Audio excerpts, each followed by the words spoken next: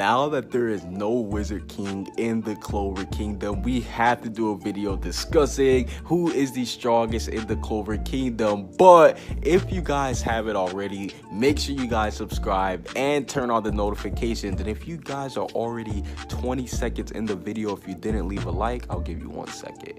I'll give you a second to leave a like. Are you good? You good? We good? Make sure you guys go ahead and leave a like on the video. And without further ado, let's go ahead and discuss who is the strongest in the Clover Kingdom. Because in case you guys have been living underneath the rock and didn't know, Julius is no longer the Wizard King. Yes, while he might be in charge of the Clover Kingdom, he himself has confirmed that he does not have the power to rule it. So this does mean that not only will there have to be a new Wizard King, but there will be a new strongest in the Clover Kingdom. And I definitely do think there is a handful of characters who we can give that title to. Number one would obviously be Yami, because we've seen Yami, he is very badass. Of course, if you guys are reading the manga, you would know that him versus Dante definitely does prove that Yami is one of the strongest characters. The fact that he's able to go toe-to-toe with the leader of the Dark Triad goes to show you that Dante, or that Yami, he has some spooky things that we don't know about, whether that's about his past or his powers. And speaking of power, we gotta discuss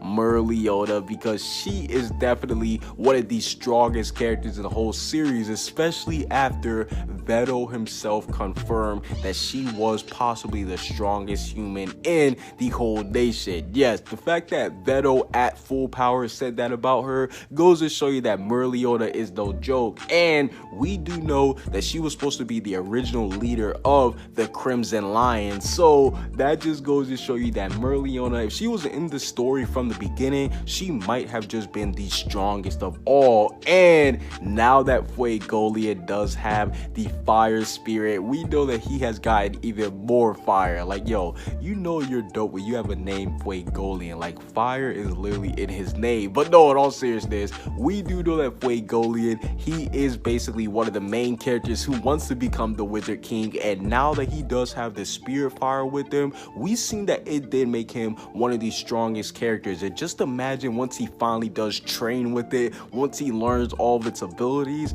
I'm definitely going to be excited to see what Fuegoleon can do. And this could make him become one of the strongest, because we've seen the Heart Kingdom, they're led by somebody who has the water spirit. So who's not to say that Fuegoleon won't do the same thing? And you guys already know that Nozel goes hand in hand with Fuegoleon, because Nozel himself says that Fuegoleon is his biggest rival. And obviously with Mercury magic, you would be pretty overpowered to it. We've already seen Nozel, he is easily one of the strongest characters in the whole entire series. But possibly one of the most broken and one of the most wank characters is Dorothy, because we've seen that Dorothy is one of the most broken characters with her dream world. Obviously, she uses that to keep many high-tier criminals locked up, so that's why she's always sleeping. But the fact that she knows about Meggy Kula, the demon that killed Noel's mother, goes to show you that she is a spooky character. And there's a lot of stuff that we still don't know about Dorothy and her powers.